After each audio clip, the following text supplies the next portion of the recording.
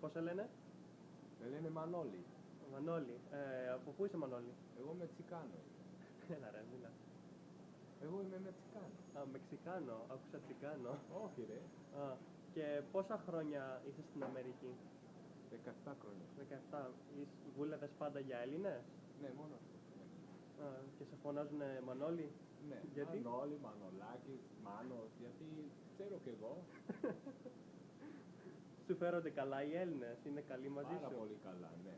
Α, και πες ποτέ να πας στην Ελλάδα κάποια στιγμή? Τι να σου πω. Δεν θες να πας κάποια στιγμή στην Ελλάδα? Of course. Εγώ θέλω, ναι. Και κάτι που θες να πεις για στα ελληνικά, δικό σου, τραγούδι, ό,τι θες, πες κάτι. Τι θες να κάνω. Ό,τι θες.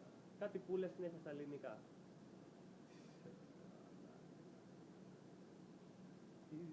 Τι να σου πω. Ποιο είναι το αγαπημένο σου τραγούδι, η Μαρινέλα? Η Μαρινέλα μ' αρέσει πολύ. Είναι πολύ γλυκή αυτή. Ξέρεις κάτι να πεις της Μαρινέλας?